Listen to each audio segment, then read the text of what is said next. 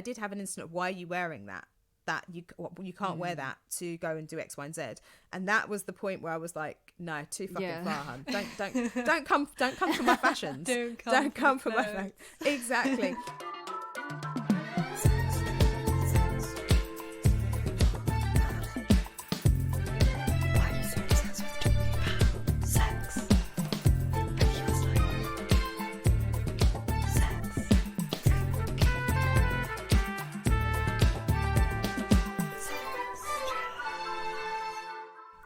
Hello, welcome back to Sextras, where we talk about sex and all the extras. I'm Honey, and my new life goal is that I'm going to take over the economy, because I recently learned that it's dominated by men. Obviously we knew that, but 70% is dominated by men, and so that's my new life goal. Yeah, the bee of Wall Street. Yeah, that's what Maria's boyfriend's named me. Yeah, well, I really support this goal, honey. I think it'll be great. Thanks. Yeah, because you can make money while you sleep. Like, why would you not do that? Women have less money and less time as well, so it's just like a life hack that we all need to get on, I think. Yeah. Okay, excellent, cool. Well, hi guys. I'm Maria, and my fun fact is that one Christmas, my parents, Santa actually gave us charcoal. Like, that actually happened in my life. Why? I don't know. And I have 3 siblings, and my little sister got presents, but like me and my brothers got charcoal, and we were just like, right? Was it just like a lesson? Yeah, I think it was a lesson. But then, I don't know, but I mean, in the end, we went outside and there were presents, but like for the whole morning, it was just like this whole, like, we were all just like, wow, we're really bad kids. Like, really just, it was so, oh. But I think it's quite funny. Like, I'm going to do that to my kids. It's so mean. No, but like, it was kind of a joke, because in the end, they gave us presents. But it was just kind of like pranked. I feel like every story that's like, this would never happen to your family, that's happened to your family. Yeah, legit. Literally. It's so ridiculous.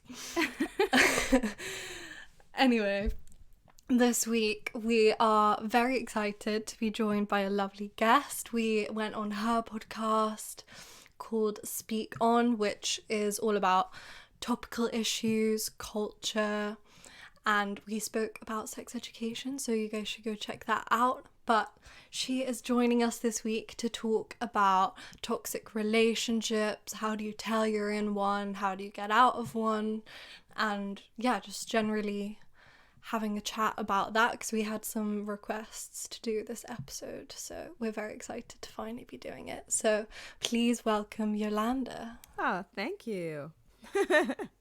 Thanks so much for having me. I'm really excited today. We're so excited to have you. Tell us your fun fact, Yolanda. We'd love to know. Okay. So my fun fact is I have a really strange phobia. Mm-hmm. I am scared of owls' legs. What? I don't get it. I don't like them. I don't understand why they have them. I don't understand why they're so long. I don't understand. And then they're like hidden. You just don't know. And then you just, before you know it, they are just literally sauntering across the room with their long, thin model legs in furry leggings, and it's not right. It's not right. I don't like it. I don't know if I've ever even seen them. Yeah, I can't neither. even picture what they look I like. never even thought of that. Honestly, the first time I saw them, for ages, I just never thought about it. And then one day someone showed me a video, and this woman was screaming, this owl was just literally just running around this room with this like crazy long legs. It's like, if you think about the size of its body, it's almost like its legs are tucked right up inside. I don't know, its body looks like, it's almost like a dress that's hiding them. Oh, wow. They're so long. What the fuck? And they're like, literally, they have supermodel legs. That's so it's too much. I weird. don't like it. I kind of want to know what they look like now. I must have seen them.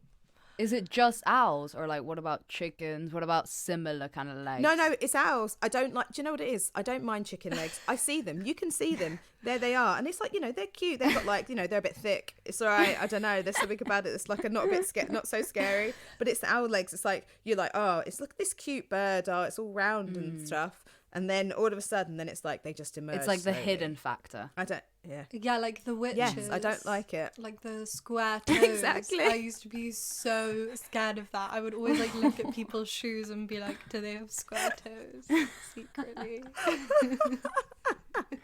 That's exactly. I don't like a scary reveal. I don't like it. No. Oh my god. It's kind of like a great metaphor for toxic relationship. Like it is, the you hidden just don't legs. know. Yeah. Exactly. You just think you're there with this lovely plump owl, and no. Okay, well, should we dive into the segment then on that note? Okay, so we asked you guys, what is the most toxic or manipulative thing that someone's ever done to you?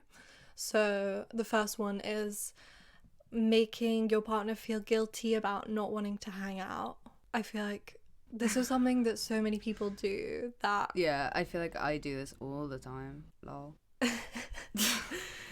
I guess, no, but everyone does this, so that's what I mean. But I feel like there is a point where it gets to it being kind of toxic if it's like happening all the time. Or if you're literally like picking huge fights about them not seeing you every single day and shit like that. I don't know.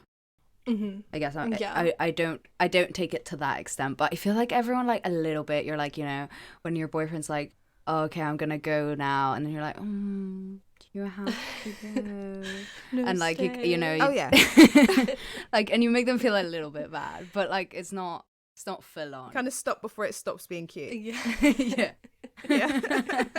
The next one, If they call you names and or act patronizing. I think this is like pretty blatantly toxic. Yes. Yeah, definitely. I think it can be stealthy though as well, because sometimes it could be like, oh, this like I've seen that happen with other people, kind of just like, oh, it's a cute nickname, but then if it goes too far, if it's around the wrong people, then that's where it kind of starts to tip over into being slightly more toxic. If your partner's like, don't call me that, and then they just keep doing it. I feel like it would make you feel really bad about yourself, like, because it's so blatant. Yeah, absolutely. I think if you're at this point, get out. Yeah. Get out now. Yeah, exactly. Run while you can. The next one is in friendships treating me like I'm a toddler in a I'm better kind of way. I feel like if your friend is doing this, why are you friends with them? Yeah. Yeah, but you know, when it gets into like it's like a weird kind of competitive vibe between friends, and it's like you're kind of just like wanting, as in like it's not a healthy friendship, like obviously it's a toxic kind of friendship, but you know those friendships that like it's just constantly wanting to like one up the other, or like just one person making the other feel like shit. Yeah, no, for sure. Like I think a healthy amount of competition is good, and it can be fun. Like you're just trying to play some games, you know, but in a healthy way. But then how do you draw the line? Yeah, absolutely. Which actually, I have a scenario for that. When I was younger, my mum was a youth worker for like the town, the area, the county that I lived in, and because she was a youth worker, a lot of the kids that she used to look after, they end up quite attracted to potentially a parent that is better than theirs or better than their home life. So I ended up with lots of friends that I would say I don't speak to them now. I got to a certain point. I've always been very good with boundaries with friends and certain things. And I stopped I don't speak to many of them because essentially, I mean, they were having a rubbish time. So they weren't the most well-adjusted people. And they used to kind of behave in really toxic ways because they were like, your mum's better than mine, so now I'm going to act like a dick, basically. They didn't know they were doing it because they were children. But I had a lot of that, people just trying to do things to push you to the bottom of the barrel so that they could feel better about themselves and their situation. So they're not even aware they're doing it, but honestly, it's the moment they did it, I was like, yeah, I'm tapping out. Yeah. Nah, I'm done. I don't need this. Fuck it's that. fine. So, but it's something that I have seen happen so many times. Yeah, exactly. It's like, I haven't got time for this. It's all right. I'm sorry your life is shit, but I don't want this. Yeah. So I recognize that all too well. Yeah, and that's the thing with the name calling and stuff like that as well. It's like they are just trying to make you feel bad about yourself, and you have to be able to recognize that and be like, okay, I'll be the better person and not take the bait and not try to match them. Just step out of it. The next one, for friendships making fun of me a little too much in a hurtful way. Yeah, oh my god, this is such a like fucked up one, because like sometimes, you know, like obviously between friends, like you always make fun of each other and it's like just roasting each other and it's just banter and whatever, which like a lot of the time it is. But I like, there's been a few times that like obviously when I moved here, I didn't speak English that well, and like I had I used to have like a thicker accent, and like a lot of words, like I'll just say them weird or I can't pronounce them or whatever. And like how you guys, like our friendship group, would always like make fun of me and like laugh and stuff, and it's like, it's always funny and whatever, it's always lighthearted. But then I remember this one time we were like at one of our friends' house, and you guys like kept doing it, and it really kept fucking me off, and I was like, it was like getting to the point that I was like, this is like too insulting, like I can't take it. And then I just like stormed out and I was like, fuck it, I'm leaving. And then you guys were like, that. Wait, what? Are you actually serious? And then I was like, oh no, I'm just getting pistachios, haha, and just played it off, because then I was like so embarrassed that I felt like really insulted, you know? Aww, so I like I'm so get sorry. that, like, oh, it's fine, like it's actually fine now and everything. But I think like it's so true, like, you know, when your friends are just like, with friends, it can like go a little bit too far quite easily. And it's kind of hard to say when it does, you know what I mean? Yeah, and also I think when you're younger, like with young teenage girls, it does go too far on like a lot of occasions. It can get really bitchy and just like unpleasant to be around. Because I remember you guys used to do it to me too, like about being English, and I was like, what sense does that even make? You're making fun of me for being English. But yeah, it's so ridiculous the levels that people go to. But yeah, I think like with friends, you have to be able to kind of say like, okay, this is enough now, can you just like, you can just say it jokingly as well, be like, oh fuck off, like it's so annoying now. That's where that competitiveness comes in, doesn't it? It also then starts to seep into like name calling. It's like, well, how far can I take it? Well, you're not even thinking about it, it just happens, doesn't it? You just automatically start kind of going neck and neck, as it were. Yeah, you're just like trying to push their buttons to see. The next one, feeling guilty telling them how I feel. This one's a big one, because I really struggle to like tell people how I feel. I'm really bad at going to someone and being like, okay, this is how I feel. But it's not that I don't know that like I have people to talk to. So then there's also that other situation of like, do they not make you feel safe expressing how you feel? And like how do you deal with that? Because you can't even say, oh, I feel like you don't want me to tell you how I feel, because that in itself is telling them how you feel. So it's kind of difficult. And with like what Yolanda was saying actually before we started recording, like literally with the example of not being able to just tell a guy like, I'm not interested, just stop contacting me, whatever. It's like sometimes because you don't know how men are going to react, like you don't know how someone's going to react, and you like feeling guilty about telling them how you feel because you're like actually scared of how they might react, kind of thing. Yeah, it's a serious bit of behavior modification based on what you think they might do, whether like good or bad, you know, because I think as well, so many people, a lot of us are taught to say how we feel, but we're not really taught to listen to how people are feeling, and we're not taught to not center ourselves on how people are feeling, and we're not really taught to, I think, apologize properly as well. So I think that you immediately go to defensive mode as opposed to, oh my god, I'm so sorry that I didn't mean to do that. That's something that I feel like is happening over time. It's something I feel like Gen Z do very well, because it's definitely more so in your guys' language and in the way that your guys, the whole other generation. But yeah, I think it's just more, it's more normalized for you. Whereas when I was younger, that stuff, it wasn't normalized in my parents' generation. not necessarily in millennial generation. And yeah, so I think that if we all knew how to apologize, we'd be way better at listening to how people feel. Then people wouldn't have to feel guilty about telling us how they felt either. Yeah, definitely. And that's why it's so important to like build trust in a relationship, and like something that you have to actively work on is like, you shouldn't have to prove yourself, obviously, because that's kind of toxic in itself, but just showing people that they have that space to be themselves and like, yeah, just tell you how they feel. And yeah, as Yolanda said, listening is so important, because you can tell someone something a million times, but if they don't actually make a change to do something about it, then you still don't feel safe to tell them, because then they're not like actually absorbing it and doing something with that information. They're just like, yeah, I get what you're saying, that's fair enough, but then 1 year later nothing's changed. Yeah. The next one, making comments on stuff you know are insecurities, below the belt insults. Oh my god, yeah, like we were saying before, when, you know, like when you just pick at the one thing that you like know is gonna hurt as well. yeah. And like in an argument, when you say, I mean, I'm not saying that I personally do this, but sometimes people like say something that they know it's gonna hurt, because like you want to hurt them in the moment. And I feel like that's kind of normal, but then when that starts to seep into your non-arguing life, that's kind of a sign that you need to run. Yeah, literally weaponizing insecurities is such like a soap opera villain move. And it's like that is like the origin stories of a villain kind of thing, is that really picking at that thing and then just making it something is so, yeah, it's really, really toxic. But it's something you see a lot of people do in arguments, because you're just like, that's it, I'm losing. So you just like, once you've gone through your bag of weapons and you've got nothing left, you're like, well, here, I'm going to take this handful of insecurities and throw them in your eyes. I think that's kind of where people get to. Yeah.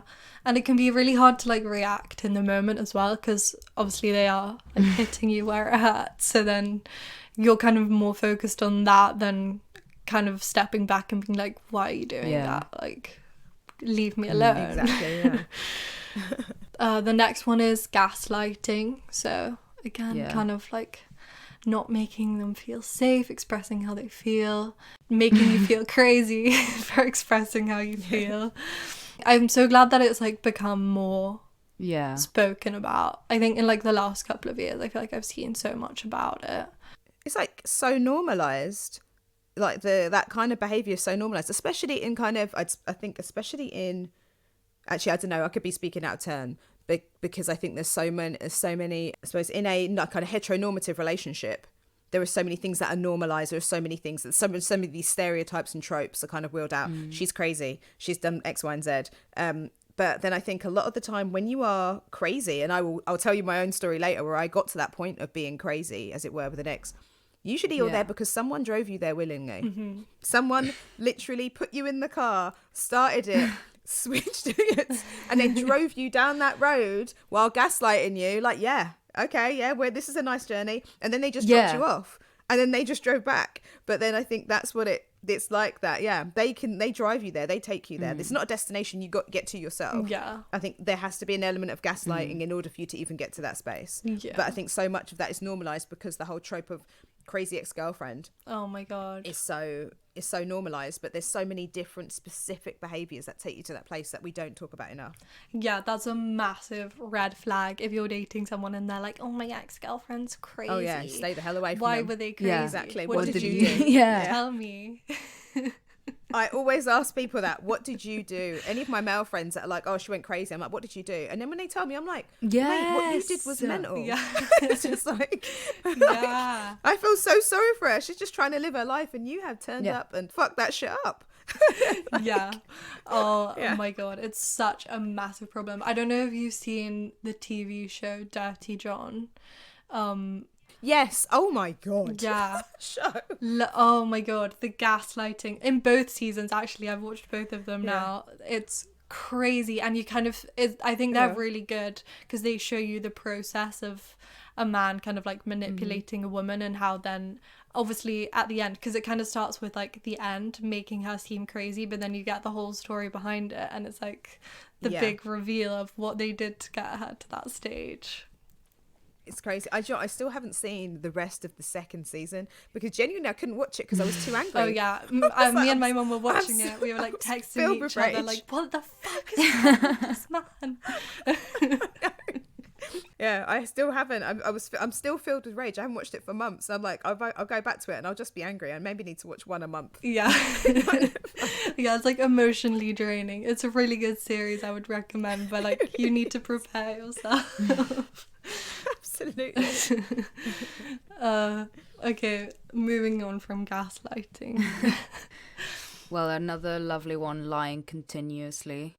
I feel like this one kind of speaks for itself. Yeah, I mean, you can't like have a relationship without trust, really. Especially if someone lies to you about the same thing more than once, then get out. Even if it's small, tiny little things, you need to like reevaluate that situation. Okay, the next one, you're embarrassed of their behaviour around other people. Oof. Sometimes you make a lot of allowances for people you date, so you're like, okay, I like them. Yeah, and then in hindsight, you're like, oh no, that was bad. The next one. Aren't willing to hang out with your friends. I do think that if they show like no interest, like they just are like avoiding it, I feel like that's kind of weird. But I feel like it's fine to not want to like be best friends with your friends. I guess if they're not willing to hang out with them, like, but at any cost, yeah, it's kind of a bit dodge. Yeah, if they're like actively avoiding it all the time, then that's weird. They should be open to maybe like a few group scenarios or something. But yeah, but like you were saying though, they're not going out with you to be best friends with your friends. Actually, I remember one of my mates, he had a girlfriend who, I mean, they ended up being his wife and is now his ex-wife. And I used to live with him and I say, oh, she can come around whenever she wants because like she's really cool. You don't have to kind of think, oh, is Yolanda going to be here? What's going to happen? Blah, blah. And she took it as me saying, oh, you can come and stay around, like I was giving her permission. Like she needed permission. No, it wasn't about that at all. It's just because I thought she was cool. So I was like, yeah, she can hang around whenever she wants. Because his ex-girlfriend was dope. She was amazing. And there was an adjustment period to the new one. And one of our friends was like, well, she isn't coming around to hang out with you. And I was like, I know that. I was just trying to be accommodating because I know that sometimes some people have been weird because I live with their boyfriend. So I was trying to be accommodating about it. But yeah, so she saw it as that.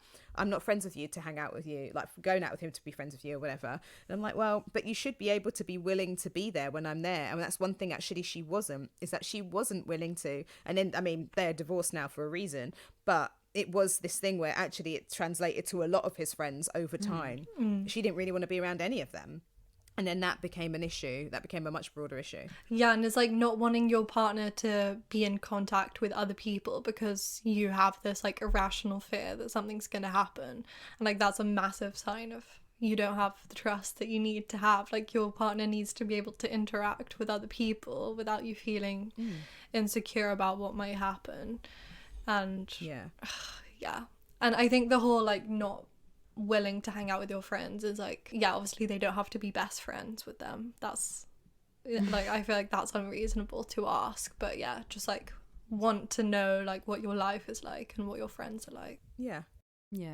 The next one is someone who always talks about how great they are or how lucky you are to have them. That's really funny. I don't know anyone that's done that. Really? It's very funny. Do people do this? Yeah, I guess it's like a narcissist thing. Yeah, that's true, yeah. I would hate that. I'd just be like, literally, why? Tell me why you think you're so great. Like, and I'll tell you what I think. 'Cause, like... like a challenge. The next one. Guilt tripping. Yeah, as we were saying, like, if they make you feel guilty or like you just can't be yourself or express how you feel or just generally live your life without them like making some kind of comment about it, then again a massive red flag. Like we can't really stress it enough times. So the next one, tell you you're overreacting when they flirt with other girls. like gaslighting. I mean, if they're flirting with other people constantly, then Yeah, and if that's not a dynamic of your relationship, then bail. yeah. And also because I think some people are just like naturally flirty, you know, and that's fine if they, you know, that's what they're like, just like as a person, and you knew that's what they were like before. But if they're like going out of their way to find people to flirt with, then that's like emotionally cheating. So that's not okay, in my opinion. I mean, I know everyone has different opinions about what counts as cheating, but I suppose, but I suppose that's all down to the communication in your relationship, where you set those boundaries and be really clear. What do we constitute as cheating? Is it flirting, or is it full penetrative sex? You have to there's a huge scale before we get to that. Yeah. But kind of like, what is the yeah. I think it depends on that dynamic that you have, doesn't it? For sure. Like, what's the worst case scenario, and what's like, it will hurt my feelings, but maybe we can move past it. Okay, the next one. Makes fun of you when you get upset. That would be so mean. Oh, that's mean. Yeah. That's really But mean. I guess like a lesser version of that is like belittling, like when you're upset in a way, like, oh, like, are you really upset about that? That's so like ridiculous, blah blah blah, you know, which I guess has happened to me, so I feel that. Okay, the last one is takes the piss out of you and everyone around you constantly. So kind of similar to the like commenting on insecurities and like name calling and making fun of you. Also in a relationship, like your dynamic is kind of like, it's fine to tease each other, but then if they're like making fun of other people, like your family and stuff like that, that is a sign that is just kind of how they are as a person, not just like a dynamic in your relationship. So you should kind of like take that hint and be like, okay, maybe that's just inherently how they are and it's not going to change. Yeah, and work out if it's for you or not. Yeah, because some people's humor is just that, which is not my favorite, but I mean, some people love it. Some people are just like masochists. They just like want to be shamed and humiliated. Those are our what are toxic things people have done to you. We also asked what the most toxic thing you personally have ever done is, but we only got one response, which I thought was kind of interesting. One person brave enough. Yeah, one person outing themselves, so good job to this person. And they said that they've been emotionally distant and uncommunicative rather than dealing with issues in the relationship. So because everyone has the potential to do toxic things, I think it's important to recognize like things you've done that maybe aren't the most healthy, because if you can't recognize it, then you can't really change it or grow and learn from it. You're just going to keep doing it. And also a toxic relationship, like it can be both ways, I'm not saying it is always, but sometimes people are just like bad for each other and you just keep like nagging at each other until it gets to a horrible stage of no return. So If two people that can be great with other people, but together they can bring out toxicity in each other. It's almost like a hideous chemical reaction. And I think then it's like toxicity begets toxicity, and you just keep doing it because you're just in, I don't know, in a, I suppose, a whirlpool of shit. And then it's just and yet no one's getting out of it. All you're doing is just triggering each other. And I always say, once you get to contempt, you can't come back from contempt. And resentment is the path to that. And resentment is the thing that will start triggering toxicity. And the thing that starts triggering that is the fact that you haven't communicated very clearly what it is that you want and what your boundaries are in relationship, and what you're not communicating needs. And you get resentful because someone hasn't listened to those needs. But if you haven't said it, then then that's where it just all kind of starts to fall down around you. Yeah, for sure. I think that's like definitely somewhere that I've gone wrong in the past. Like, as I said, I feel like I'm not great at expressing my needs, and then I was like noticing that I started feeling really resentful about things, and then I'm like, but this isn't how I want to feel, you know, when the relationship is just like too many things have gone wrong. and you're like, I don't want to feel this angry and I don't want to feel this resentful all the time. So like, how do we move past that, and can we move past that, or is it just kind of irreparable?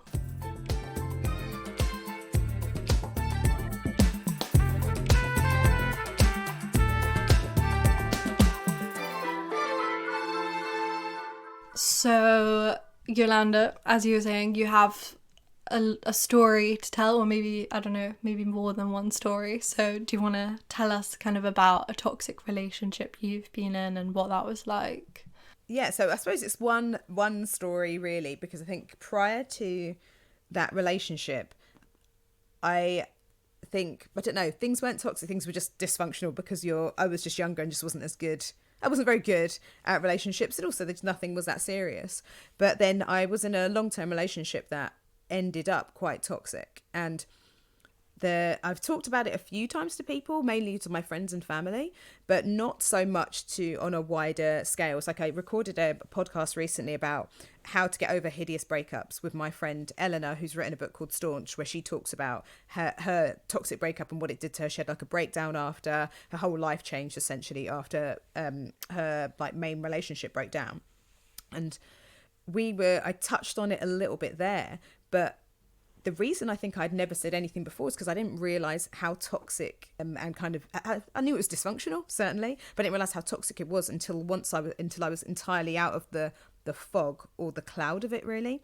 So I was with someone for like almost 7 years, and it was, you know, it was fine, to be honest. It was great at times, and then it got to this point where I think unhappiness set in his life in a really specific way, due to something happening. And then it just became all these little tiny little things that happened beforehand that were kind of like fell under the category of being toxic. But definitely once our situation changed and stress set in, those things just became massively inflamed. And I ended up in, we were talking about a lot of these things that were toxic beforehand, and I was in my head, I was like, yep, that was like a checklist for my relationship, which is wild because really I feel like I'm a really robust person. I'm incredibly confident as well, and it's why I keep talking to people like on a one-on-one basis about my relationship, not because like I cannot get over it and I must share, because I'm robust, I'm confident, and I thought because of those things, then I couldn't possibly be in a situation where someone is basically emotionally abusing me or anything else is happening, because that's not what anyone would think I would be, or anyone would think I would kind of let myself go through. But it's like the analogy of the frog in the boiling water. And actually FKA Twigs talked about it in her relationship, and luckily it was nothing like what she'd been through at all. That was wild. But it was that thing where you would never willingly step into any of those scenarios, but they can happen, and they're just happening around you. And before you know it, you are boiling. You are in, and all the water is boiling around you, and it's hard to get out, or you cannot get out. But when we were just going through some of those things, I was like, yeah, I have a story for all of them, but I won't do that to you because we do not have the time. But it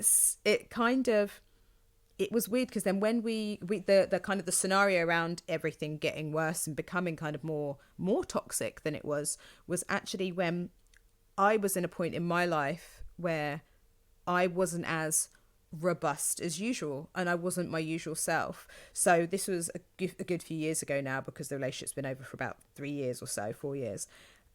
I had 2 years in my family, so in about 18 to 20 months, 9 members of my family passed away. It was just wild. It was just the weirdest thing that had happened. Yeah, it literally started off with my nan and it ended with my grandma passing away. And it was, so every X amount of months, something crazy was happening. And it started off with my nan. I started my business and it was like, great, oh my God, I started a business, new lease on life. All this really cool stuff was happening. Me and my ex, we were buying, we were like planning to, we'd like bought a flat, bought like a new flat down the road from where our other one is that I live in now, I should say. And we were talking about having a baby. We had all these plans. And then my nan got sick and our relationship was in a kind of in a weird place, but I think in a place where I thought that we could repair it. Then my nan got sick, and then she got better, and then she had a stroke. And in that time she had a stroke, I basically had to, because there's members of my family who don't get on, there was lots of responsibility on me, sorting stuff out with my nan being ill, sorting stuff out of my family, running a brand new business that did really, really well. It was overnight. I started my business, and then X amount of months in, there was so much work, and there was so much going on. And I had that to manage, plus what was basically the decline of my relationship in that time. And it was at that point, that is the point where he was like, well, I'm going to be emotionally abusive. Oh, so then that was because of his stresses and resentment. That's when it really kicked in. There were like I said, there were little bits before. There was nothing that I'd say really, in hindsight, some things he did, they're not that surprising because there were traits I always knew existed in him. But then it was that, I talked about before, bringing out the toxicity in each other. And now I'm not saying that this is not me protecting him in any way, but I'm not saying that if he was with anyone else, he would have done those things. It's definitely, I think, more down to the relationship and the dynamic that we had and how we both didn't communicate and everything else. But I think if I'd said to myself, oh, you're going to be in a relationship with someone that's going to do these things to you, I would have told myself to fuck off. I wouldn't have thought that I would. But we were going through things like, I'm just going back to that, what that list that went through earlier on in the show, talking about making your partner feel guilty, things like that. Definitely the whole calling names and acting patronizing. Now we both said it, we all said it, and we're like, oh, if someone does that, I was like, yeah, get out, because it seems like a really obvious one, but actually it's kind of weirdly not as always obvious as you think. If someone's doing it when you are distracted or when there's other things happening, you notice it, but you kind of weirdly don't notice it. It's so easy to gloss over things when you just want things to be okay, and when there is so many other things that are happening in your life. So at the time when I was dealing with literally having to go to my hometown and going to spend so much time in the hospital, more time in the hospital than I ever want to spend for the rest of my life, and doing all those things, I would literally come home, speak to my ex, and he would just say things like, you're so pathetic. Oh God, which is horrible, and it's something I would never let anyone say to me. But in the context of those kind of conversations that we're having and really specific things, it would be like, for example, listening to Nicki Minaj on a playlist, and he was like, why do you like that? That's so silly, so pathetic. And it was just started off as little things like that, and then it came, you're pathetic, that's so pathetic, so stupid, why is that happening? And again, the reason I think there were so many times I've heard stories like that, and I'd be like, well, why didn't you just leave? That's insane. Like, why is that happening? And I was like, because it's actually really not that cut and dry. It's never that cut and dry. And I think the main thing is it's learning about what toxic relationships are, learning about your love languages, learning about communication, so that you never get to that point, so that you always have that. So you have a get out. So you give yourself a trap door, essentially, but also just give yourself options and understand the other person, or the effect that other person is having on you. And I think the main thing really to look for in a toxic relationship is, how do you feel after you've been with them, or at certain points, and where is that tipping point? Now, I lived with my ex, so it wasn't as cut and dry as how do I feel after I've left them, because they're in my house all the time. So there are times when some days it was dope, it was amazing, we were having a great time, we were laughing our heads off, and other times it was just misery, just absolute misery, but based on his own misery. And I think the reason I dismissed it, or just kind of let it go on as long as I did, is because I knew he was going through something. I knew he was suffering from depression. I knew there were issues that he had. And also, one of the things that he did was he didn't just do it to me. He was acting like that with everyone in his life. So if it was just if it was directed towards me, that would have been I would have tapped out sooner. But because he was doing it to everyone, it just becomes this thing where you think they're going through a phase. But frankly, whether they're doing it to everyone or just you, just get the fuck out. Essentially, it's not worth it. And there were so many little things that happened. Like I said, it's like saying I'm pathetic, even things like remarking on things that I'm wearing. So not in a way like, I did have an incident of, why are you wearing that? that you can't wear that to go and do X, Y, and Z.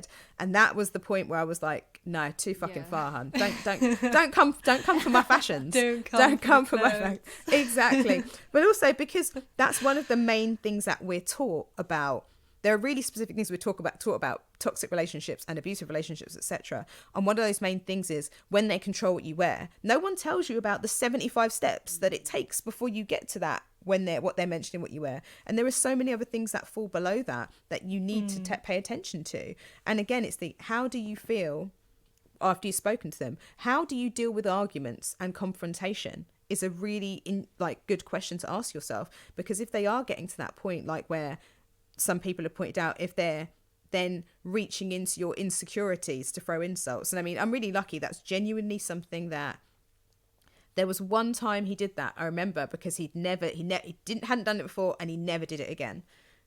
And he was like, well, at least I can do X, Y, and Z with blah, blah, blah. Because there was a person that was around him that didn't like me. She really hated me, and I really wanted to be her friend. But she really didn't like me, and I never understood why. Now I found out it's because it was because she liked him. I just didn't know that for a really long time. It's something I suspected, but I thought, well, it doesn't, because I wasn't insecure. I was like, it doesn't matter if she likes him or not. There are guys in my life that like me, but I'm not going to cheat on him.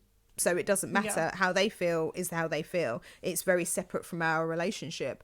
But then he used that, because I mentioned something once, and he used that as a thing in an argument the one time, because I absolutely lost it.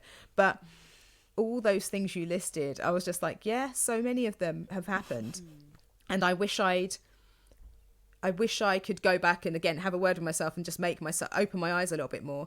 But it was, when people do this, sometimes they can do it at that point in your life where you are the most vulnerable. So you're not going to be thinking clearly. But the moment you have some clarity, just tap out. That is the main thing. Just tap out all the way out. Don't even make it a conditional or anything. Just get out, because in the end, how my relationship ended, even the way that ended was toxic. There was a point where, again, like I said, it was great. We were having a great time. And there was a really specific point where something happened in his life.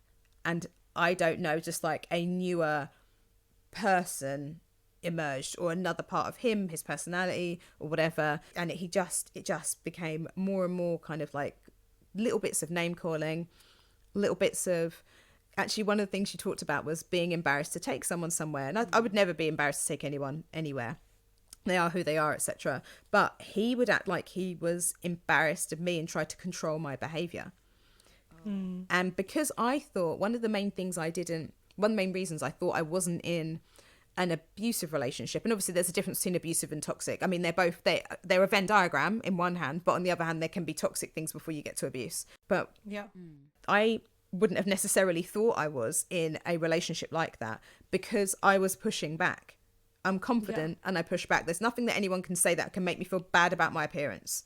There's nothing that anyone can say that make me feel bad about my personality. Like, literally, you can say anything. I have so few fucks to give. The field is barren.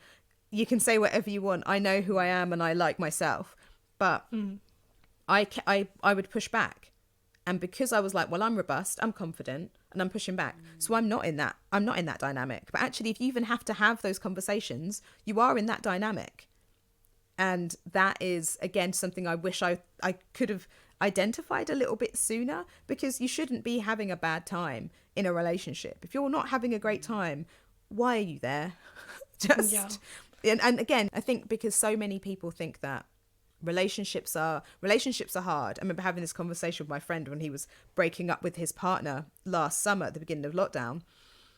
And he was like, but she keeps telling me relationships are hard and we have to work at it. And I was like, yeah, life is hard around relationships. Relationships are relationships. Life is hard around it. It's how you deal with those hard things. That's what makes it hard. The actual relationship shouldn't be difficult. You should baseline be with someone that you like and want to be with. And life is going to happen around you. If you can't even deal with that dynamic between yourselves, then life is going to fuck you and you shouldn't be doing this together. So if you're not having a great time, just stop. Just stop, for the sake of yourself, for the sake of the other person, and because we only live once and we do not have time to waste. You should not be wasting it not having a great time with someone that's your partner. I mean, why are you doing that? You wouldn't do that with your friends. if you think about the dynamic you have with your mates, you could spend like weeks and weeks in captivity with your friends. That you'll bicker or whatever, but on the whole, you're like, it's going to be great. I love my friends. They're amazing. We're going to spend so much time together. We're going to have a great time. You understand each other's boundaries in a particular way. You understand each other's body language. There are so many understandings in the relationships with friendships, and we forget all of those fundamental things when we're in a romantic relationship. And all of a sudden, we're letting all our standards slide that we wouldn't let slide in friendship. We let them slide because the other person is, I don't know, putting it in or touching your box or something. So it's just like, and I don't know why that happens, but it does. And we have to always cling to think about, well, would I even be friends with this person? And if the answer is no, stop dating them. It's really. Yeah. I was going to say, like, there's so many things that we excuse about our partners, like even going through the list or whatever. Like if a couple were like, oh shit, my boyfriend does this sometimes or whatever, you still will like excuse it and be like, oh no, but they're not a bad person, and like, oh, it's because of this and because of that and because of that and because of that. And like, you're right, like with your friends, like if they did something like really fucked up, you'd call them out. You'd be like, what the fuck was that about? Like, don't do that. And I don't know why it's so difficult to do that with a partner. So yeah, I completely agree. It's a super weird like double standard that we have with our romantic relationships and friendships. Yeah, absolutely. Yeah. It's like, it's weird. Like we'll accept the bouquet of red flags that a partner will give us from the very beginning, because we know that we're not going to find every single thing we want in someone. We know that that perfect whatever it is doesn't necessarily exist, but there has to be a line. And there has to be self-awareness around that. Like I said, that relationship ended toxically because in the end, I broke up with him several times, and then he'd cry, then I'd take him back. But again, it was because to be fair, he got me when I was distracted. That's the thing. Is like, I think there's so many, I know I have friends that have been in really toxic and abusive, like physically, emotionally, everything abusive relationships. And they have a really specific personality type that is, I definitely feel like a specific personality of guy in this heteronormative sense is attracted to and they're going after. I've never dated anyone that is like outwardly, I would say, abusive or anything like that. I ended up in that situation where someone became it because they were so unhappy, and that resentment turned to contempt, and that contempt just turned into just this kind of barrage of shit. But then at the end, I broke up with him several times, and then in the end it's him that broke up with me, because I still didn't quite have the strength to go, because I was constantly waiting for change. I was constantly waiting for the situation to improve. And again, because I was at that point, a lot of people were dying. There was so much of the loss in my life. I just couldn't cope with the loss of that central relationship too, regardless of the fact that it's shitty. And frankly, it was good for me that it ended, because it was crappy. And I'd wasted already way too much time. I feel like I think 2 years of that was wasted time on just that, of just the nonsense of that relationship and where it had got become toxic. And in the end, you know how he actually ended it? Bear in mind, we lived together. He ended it by WhatsApp, and we lived together. Oh my God. Yeah, so I was at work. So I run my own business, and I was sitting down with my brand new assistant. So Helena, big up Helena, because truly she had known me for about 10 days. And the first thing she comes into is, you know, that seeing me and my ex. No, she knew things were a bit rocky because she could feel the tension. But we'd kind of gone from Valentine's Day, and she'd been there on Valentine's Day and we were working and all this other stuff, and she'd seen that, and she knew we had this other house and blah blah, and she'd been to it and etc. And then one day we're in work and we're messaging each other, and then he says, just don't come home. I think we're done. Like, that's it. I just don't think this is working. It's done. Don't come back to my house. Oh my God. And because we had two flats, so I was in our other flat, and I was talking to her, and I was like, I think we'll just break up with me. And she was like, what? She couldn't get her head around it, because she also in a long-term relationship. Yeah. She was like, who does that over WhatsApp when you're with someone for that many years? And then I just burst into tears. And then so we have a really good friendship now, because she was there during that time. And that's genuinely what happened. And after he just like refused to see me, we ended up having a conversation after, because his mum called, because she was like, what the hell's going on? And she was like, you have to go and speak to her. What the fuck are you doing? But yeah, so everything just towards the end, everything was so toxic. Even that end was just crazy. And even after we broke up, that emotional manipulation thing, that didn't end. That kind of went on well after we broke up. And again, because I was at the most vulnerable point of my life and emotionally I was depleted, everything was drained from me, and then all this stuff was happening too. So yes, it was definitely an interesting time.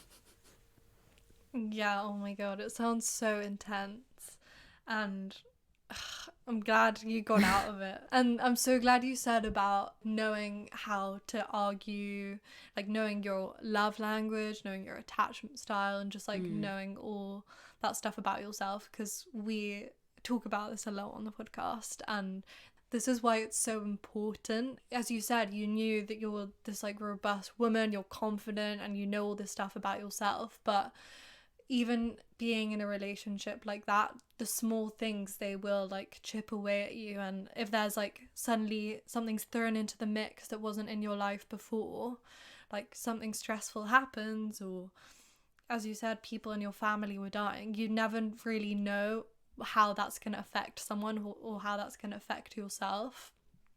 And having that kind of structure and kind of safety net to be able to get through that is so important. And once that like even begins to kind of be broken down, it's really hard to recover from it. And this is such a massive thing of why there's so much victim blaming in terms of abusive and toxic relationships. Like, why didn't you get out sooner? Well, because I didn't even know until it was too late. You really don't.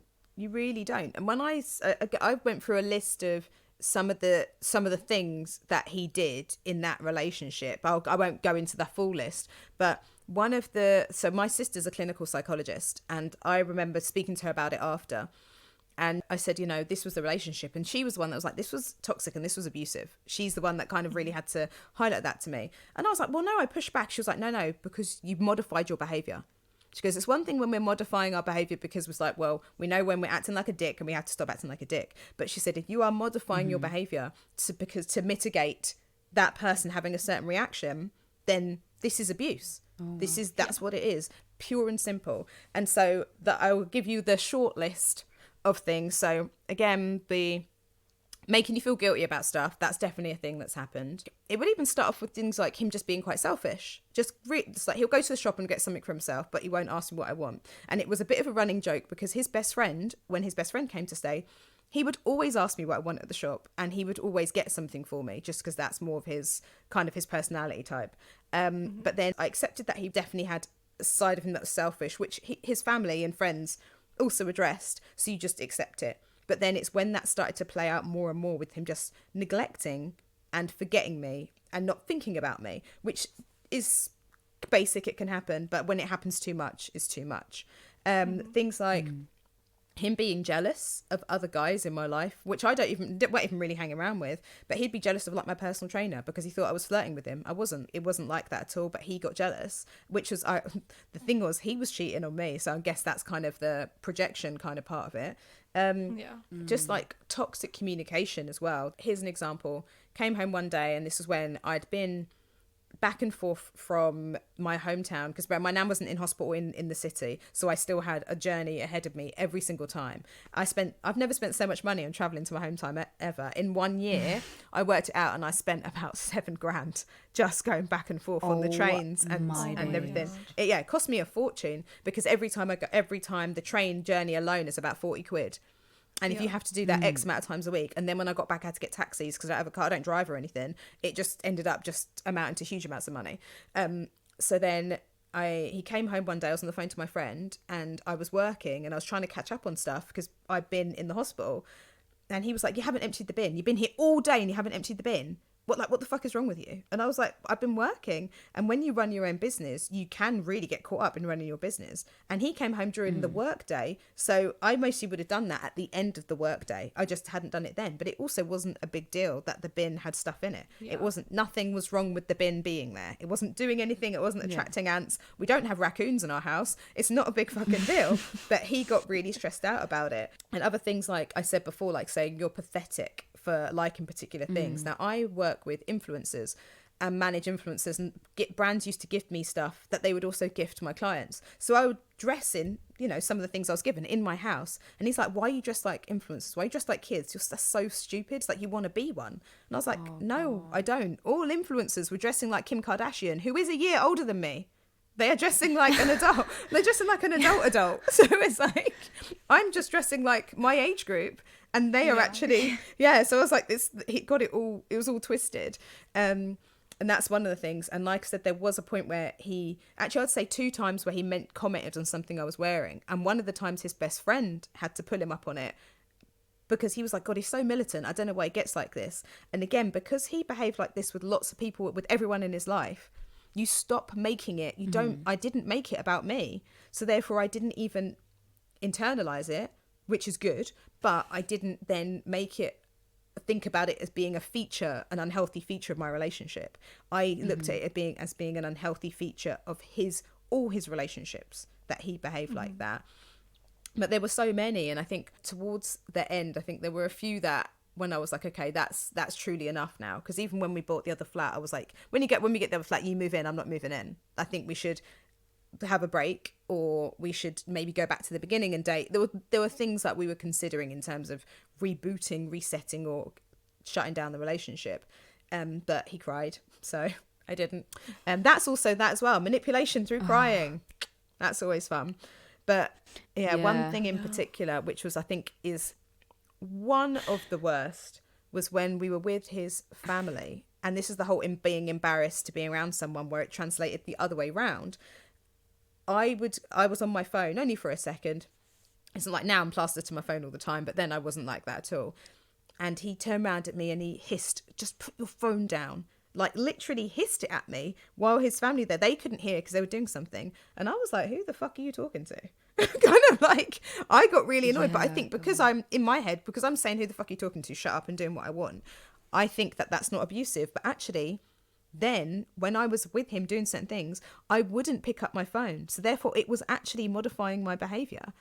And it shouldn't have been. If I want to pick up my phone, I should be able to pick up my fucking phone. It's my property. And that's just a few things. That isn't even everything. But again, it was this thing where some of it was a slow burn. There were little seeds planted. But from that bit where stuff went wrong, then it became just my life. Just became like that. So that's what and that's why you don't necessarily get out, because then you think about everything beforehand. So you think it's a blip, you think it's a phase, it's triggered by something, because I know there were things that triggered it. I'm not saying it was okay, but I know there were things that triggered it because there was a real pivotal moment. So you're waiting to go back to that time prior to it. And that's why people don't leave. Yeah, you have hope. Exactly, yeah. Get rid of that hope, guys. Throw it out the window. No, I'm joking. No, but that's yeah. Again, that's just some of the things. That isn't even all of them. And just they sound wild, because in your head, you're mostly like, what were you doing? But this is, if it can happen to me and I'm arguing back and I'm telling him to shut the fuck up, then it can happen to someone else. Or think what's happening to someone that hasn't got the strength to push back at all as well. It makes me so angry hearing like, why didn't you get out? Because as you were saying, like the guilt, and when you actually did come to breaking up with him, and then it's not like they make it easy for you. Like, that's not just the end of everything. Even once you break up, it still carries on afterwards. And it's just not as simple as I think the law makes out. So many people make out, and in education as well, it's not something that's really touched on, is the amount of layers that there are to a toxic relationship. And yeah, we talked about sex education with you, and I think that's another thing as well, is that we need to learn more about what actually constitutes a toxic relationship, and how do you get out of it as well. Like, that's such a big thing, because you might be able to recognize, like, hopefully you can recognize at some point that you're in one, but then what is the strategy to get out of it? And that's another whole difficult step to take. Yeah, absolutely. Like I said, he ended it, but I kept breaking up with him, and then he ended it. He ultimately brought it to the final end. But I'd done it like literally like once a week for like about 2 months. I kept saying, that's it, we're done. That's it, we're done. And I think he did it because I think he thought I was going to do it again. And I wasn't necessarily even going to. At that point, I think I'd just run out. I've just like stopped saying it at that point. I was like, I'm not going to say it anymore because it means nothing when I'm saying it. But I think that I can't really predict. This is just in my head what I think. Just understanding myself. If I wasn't going through all the stuff that I was going through at the time, I would have tapped out ages before. It would have because that ended in 2017, and in 2015 I initially wanted to leave him. I remember having a full-on conversation with my parents saying, yeah, I've had enough, like this relationship has taken a turn. He's done a few things I hadn't said at the time, and then they were like, yeah, like that's it, yeah, just knock it on the head, just like leave him. But then that's when lots of stuff happened, and then I just kept getting almost like distracted. But also you don't want to kind of topple your home life. And then there was a point where I was like, okay, cool, when the new flat's ready, you live there separately. But then the new flat took ages to be sorted out. I mean, 6 months it took. So say the beginning of the 6 months I was like, yeah, that's it, we're definitely going to be done. And then within that 6 months, then my nan got ill. And then I almost forgot that I even said that we're breaking up. So again, I just got massively distracted because life can get in the way, and that can be a reason to not leave. And actually one more thing that just popped into my head, because I don't know if any of our mutual friends will listen to this or whatever. If they do, I don't know how they'll feel about it, but frankly I don't give a shit.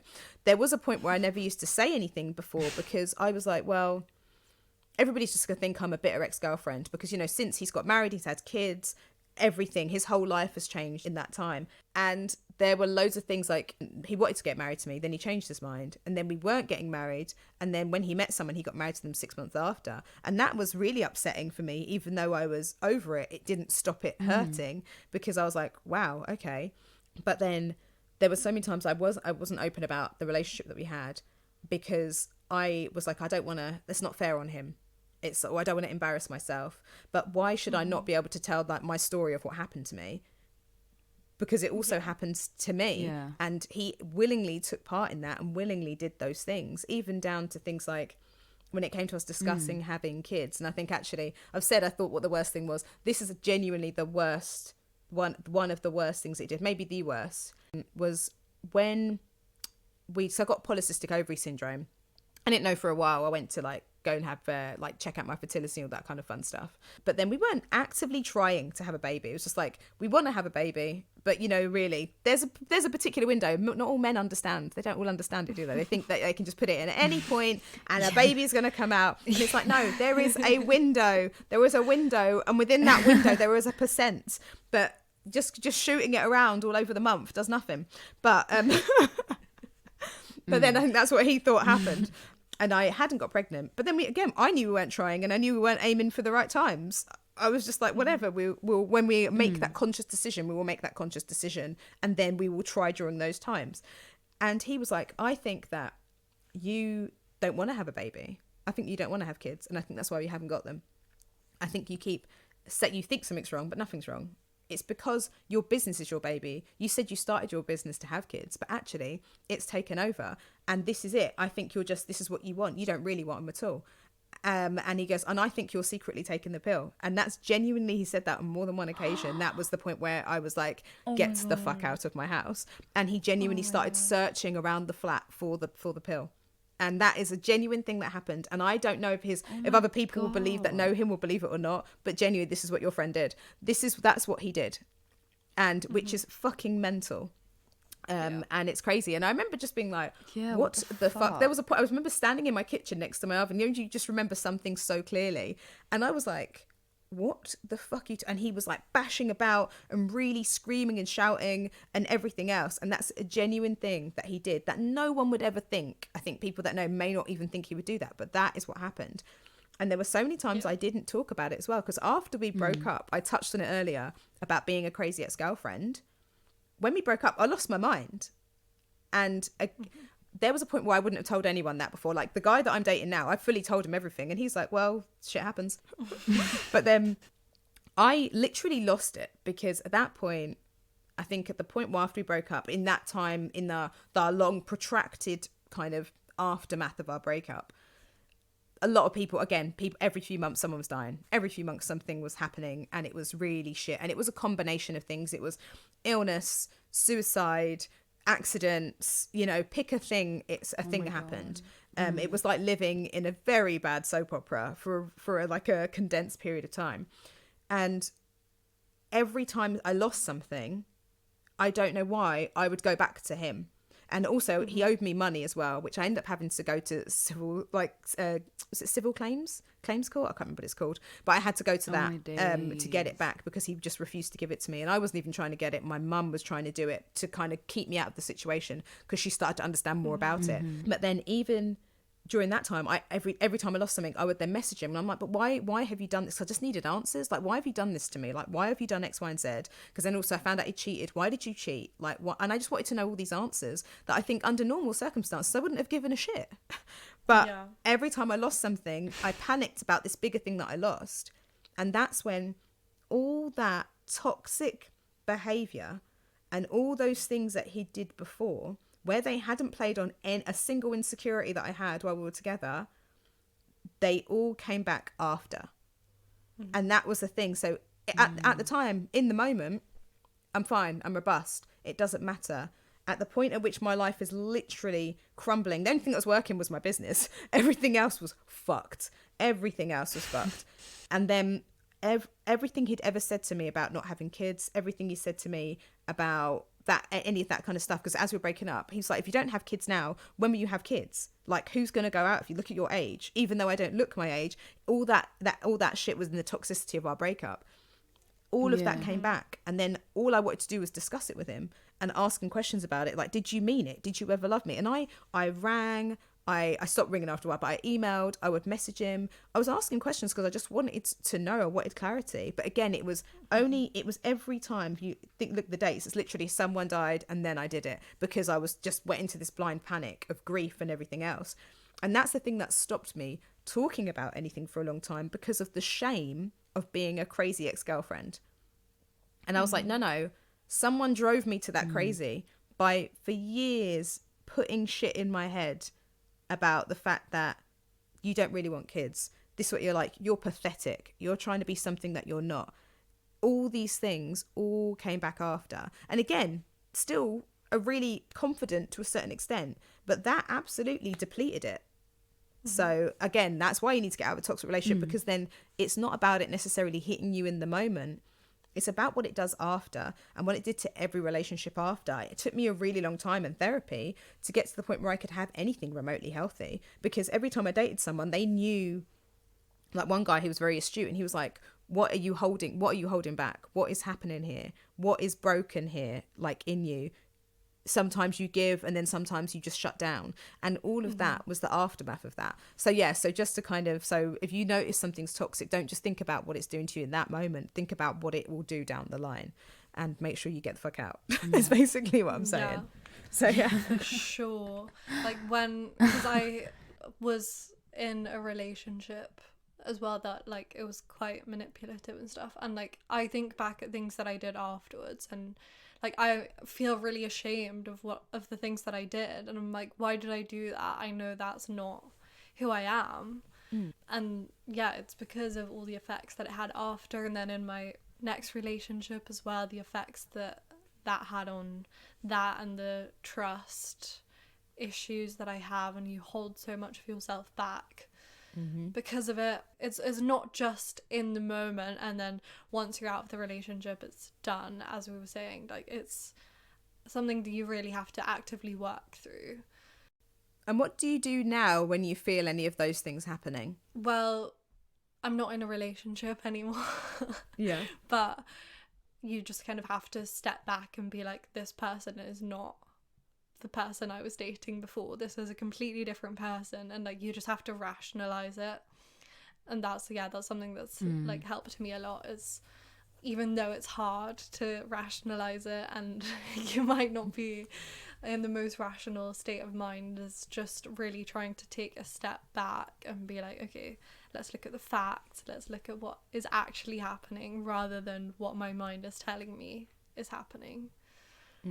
But I was going to ask you, because you were saying how your mom was helping and all of that kind of thing. What would you say is good advice for someone who knows someone close to them is in a toxic relationship? Or like, what would you have wanted someone like your mum or one of your friends to have done or said when you were in that relationship? Well, to be honest, they didn't know until I said it. So there wasn't a thing that they saw. I'd say the only, actually, I'm slightly lying. So at the end of the relationship, my friend Pam, and actually one of my ex's friends, she noticed something before we broke up, because then he was speaking to me like shit when she was there, because he kind of almost forgot she was there, and she was like, why the fuck is he talking to you like that? And I was like, I don't know, because it's not, again, that it wasn't something he did often. It was like maybe done like once or twice before, not that that's not enough times, but you know what I mean. And I think then she kind of then said nothing, because she was more his friend than mine. She just didn't want to get involved. But my friend Pam, she was the one that I'd say she noticed more so that our breakup was more toxic and how emotionally abusive he was after. So in terms of he wanted to be friends, I don't know who the fuck that was for.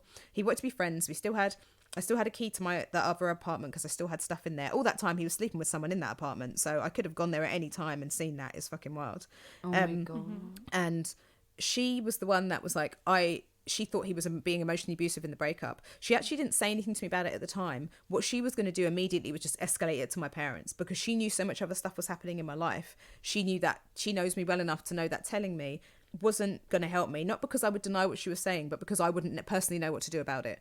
So it's only when I got to the point where I was like, this is what's happening and I'm not happy about it, and I just got to a point where I stopped talking to him entirely. I was like, I don't want to talk to him anymore, I'm done. And she said, good, because if I was actually about to contact your parents to say something. So that would have been good to have it escalated to someone else, or for her to say. I think if it carried on, she said it to me, it's not like I wouldn't have listened to her. I just wouldn't have known what to do with the information necessarily. But I think say something to your friend, or escalate it to someone that can do something. Because I think sometimes we can spot these things when they maybe not the closest to the person as well. So escalate it to someone that's closer, because they may know how to speak to them about it. Because when my mum was helping, she wasn't necessarily helping with that. She had no idea about that still. I didn't tell my parents about any of that stuff until after, because like I said, I didn't know for a really long time. I didn't get everything, because also my mind had blocked out a lot of stuff. It was like I would randomly remember things, and I was like, what the fuck? Like halfway through, I'd be like halfway through, so when did he do that? It was really weird. I'd really blocked stuff out. But yeah, I think saying something and naming the behaviour. So actually, I've got one of my friends, she has a really, really toxic relationship with her ex. They've got kids. It's a little bit different. And he has basically just emotionally abused her for like about 2 decades. It's unbelievable. But she didn't realise. And how we got to that place of her realising anything was by putting the correct words, naming the behaviour. You need to name the behaviour, because otherwise, when you're in it, you just see it in the context of the thing that is happening. You don't necessarily connect it to the things beforehand. You don't connect it to anything else. And like I did in my situation, I didn't connect it to me because he was behaving poorly to everyone in his life. So if he would do things like have arguments with his parents, make his mum cry, and then ring up and apologise because they were having this big family thing. I didn't, so I thought, well, he's doing this to everyone, so this isn't personal. And then that's when, if you take the personal out of it, then you also take your self-care out of it. I wasn't taking care of me. And it can be easy to do that, to attach it to all these things. Then you almost remove yourself from it and you become disembodied, so you don't think you're affected. So I think naming it and saying, well, that is abusive. That bit of behaviour there, this is coercive. This is that. That is what helped the penny drop for my mate. And I think when Pam started saying stuff to me, that's what helped the penny drop for me. But then also started to make me remember all those things. Because like even the thing with the whole birth control thing, I didn't remember that for ages. It was weird. I don't know why. My mind, because again, there was enough stuff going on. How many funerals had I been to by then? My mind had enough. And I remembered, when I remembered that, I was, no word of a lie, I was cleaning a wine glass and I was drying it. And no, I smashed the wine glass in my hand because I remembered, and I just got so tense, and I got I got really tense. I got really shocked, and luckily I had the towel in my hand, and I smashed it, and I was like, oh my God, And it's because I remembered it all at once, along with some other things that happened. It was weird. It's like someone switched the light on and I saw this shit that was in the corner. And I was like, fuck, I broke a wine glass in my hands. What the hell? And I went to therapy the next day. So it's like, I've been going to grief therapy, but then I was like, I kind of was like, yeah, I also need to talk about our relationship. I needed it. Yeah. I'm really glad you said that because, for instance, in moments that like, I don't want to like use your relationship as an example, honey. I'm really sorry, but like I'm just using it as my own example as your friend, like kind of seeing it. And even if you say kind of like, oh, I'm not sure about this or whatever, I think sometimes like you're a bit wary of saying like, oh, I think that's like manipulative, or oh, I think that's kind of toxic, because you don't want to make it sound like you're judging their relationship based on like the information that you have. But I think we shouldn't be scared of using those terms if that's what it actually is, because then it just adds to keeping your friend in the dark. So I'm really, really glad that you said that. Yeah, sure. Absolutely. Yeah, say what it is. And like you're saying, I think some people are scared of the whole shoot the messenger thing. And I know we all know about the trope of, particularly where people are in maybe more physically abusive relationships, that they keep going back. So what's the point in saying anything? They're going to keep going back, blah, blah. And I think where it gets to the point where it's physically abusive relationships, we know they keep going back because obviously they're scared something's going to happen to them, not because they're pathetic and they can't get out. It's because genuinely a lot of women are killed on exit, as it were. So then we know that there's an actual fear of what people are saying. But I think, yeah, it's absolutely use the words manipulative, toxic, all that kind of stuff. Say what it is, because it helps when somebody says something clearly. And it's like one thing as well to not even recognize that those things are happening to you, but some people just might not even know that toxic relationships are a thing in the first place, you know? Like I kind of started realizing it because I think it was on Tumblr, like back in the days of Tumblr, and I saw some post that like miraculously came up on my feed that was like, this is toxic behaviour, and like said specific things. And I think I still have the thing saved on my phone from when I saw that, because I was like, wow, I had no idea that this was even a thing. Obviously I was quite young then, but it was just like suddenly in my mind. And then Maria obviously and my friends helped along the way as well, but I think we were too young to really know what the terms were specifically. So yeah, it's so important to be clear and to try and be as objective as possible. So it's not, as Maria was saying, it's not like you're judging them or you're saying something that's not your like place to say. It's more, this is what's happening, please do something because I'm concerned for you. Absolutely. I think one of the things that I feel like might be a danger for younger people, which is why it's imperative that it's in sex and relationship education, is because when I was back in the day, when the dinosaurs were on the earth, when I was younger, there was massive amounts of separation between you and your boyfriend or girlfriend or partner or whatever. There was separation. You went to school, you saw each other. If they wanted to speak to you, they had to ring your house. If they wanted to come and get you, they had to do X, Y, and Z. With technology, all these safeguards and all these gatekeepers have been eliminated entirely, and you can have unlimited access to someone 24 hours a day.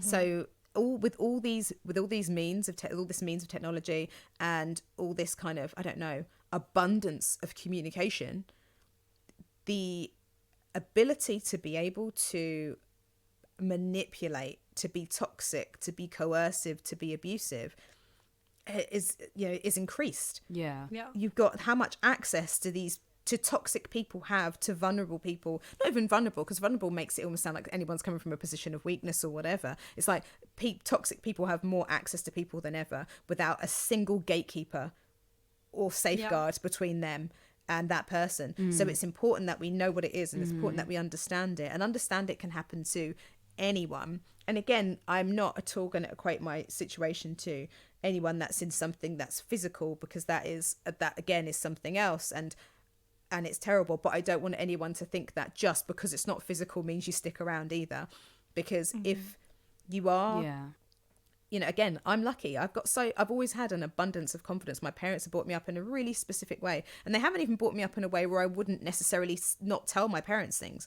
If I knew what was happening, I would have told my parents. Think of all the things that people would think. I would tell someone, I would do X, Y, and Z. I would tell someone, I would leave, I would do X, Y, and Z. All of these things. Yes, I would tell someone if I knew what the fuck was happening to me. Yes, I would leave. Yeah. I did try to leave several times, but we were stuck in the house together because also finances tied us. There was nowhere else for him to go. He had to stay in my flat because there wasn't another place to go necessarily. So there are lots of different things that tie you into someone that can stop those very obvious kind of get out points being accessible as well. Yeah. So yeah. Yeah, and I think just stressing it again is it's never black and white. Like, there are an endless amount of reasons, and instead of asking why didn't you leave and why didn't you break up with him, we should try to examine what all the things that led up to them not being able to leave were, and why they felt that they couldn't leave, rather than blaming them. And there's such a long way to go in terms of education on this. And yeah, I'm so glad you have told us your story, and I think it really shows that it's not easy to recognize this kind of situation, but if you reach the point where you are able to, the importance of being able to get out and working on yourself afterwards to be able to recognize all the things that happen and move past it in your life. Does anyone have any closing thoughts? I think, yeah, don't compare. And then I think just look for the signs of what those things are. When something is happening in your relationship, look at your argument style, look at how you resolve conflict, and also really assess, if you don't live with your partner, how do you feel when they're gone? How do you feel before you're going to see them? Yeah. And if you're living with them, think about how you feel day to day. How do you feel when you're going to bed? How do you feel when you wake up next to them? That kind of thing, because it can be difficult when you're in their environment all the time. And I think just really assess any bad behaviour from both of you. Every time, if you do something shitty, if you had an argument, look at both behaviours and put names to what it is that you're doing, so you can also recognise if you are in fact the abusive or toxic one, because it can happen. Again, I don't think he did it knowing, or he did it thinking, today I'm going to wake up and be an asshole. He didn't do that. It was those situations, these things can just lead you to that place. So I think, yeah, just assessing those and being honest with yourself about what it is you're doing and what they're doing helps. Yeah, and no one wants to be abusive as well. My ex has turned around and been like, I am so ashamed of the way that I treated you, and that's never how I want to be, and I wanted to work on myself after that, because that no one wants to act that way, and no one wants to hurt someone in that way unless you're a psychopath, which is a completely different thing. So yeah, I think that's very good advice. I loved what you said about modifying your behavior and stuff. I think that's a really good tip and way to sort of tell that I'd never heard of before. So thank you so much for sharing that. Yeah. That was my only Yeah, thank you so much for telling your story as well, and I hope maybe this helped someone. Maybe you learned new ways to kind of identify toxic behavior going forward, or in the relationship that you're in now, and know that if you are in this situation, there's always someone to talk to. But yeah, you can reach out to us if you want to. We're not therapists or professionals in any way, but just if you want to talk about anything. Yeah, Yolanda, do you want to tell us where you can find you and where you can find Speak On? Yeah, so on Instagram, Speak On is Speak On with an underscore at the end, and the podcast is on, well, wherever you listen to podcasts, essentially. Anchor, Spotify, Apple, Acast. And if you'd like to follow me, I don't know why, but if you really feel like you need to, it's YOKICS, because my nickname is Yoki. But yeah, thank you so much for letting me be on. And if I am on in the future, trust me, I'll keep it cheery. We'll just talk about how much I love dicks or something. Honestly, two favourite things in the world are dicks and Malbec, and I'm happy to talk about them all day long. So yeah, I was listening to your podcast and you said that. I was like, oh, great. But yeah, everyone definitely go check out Speak On and follow them on Instagram, and you can listen to the episode that we were on as well. So thank you so much for joining us. It's been great. Oh, wicked. Thank you so much. I hope you guys enjoyed that, and if you did, then make sure that you follow us on Instagram at Sextras Podcast. You can also DM us or email us if you want at sextraspodcast@gmail.com. Check out our website because you can send us stuff anonymously through there. That's just www.sextraspodcast.com. And leave us a review, tell all your friends about us, subscribe, and yeah. We'll see you next week. Bye. Bye.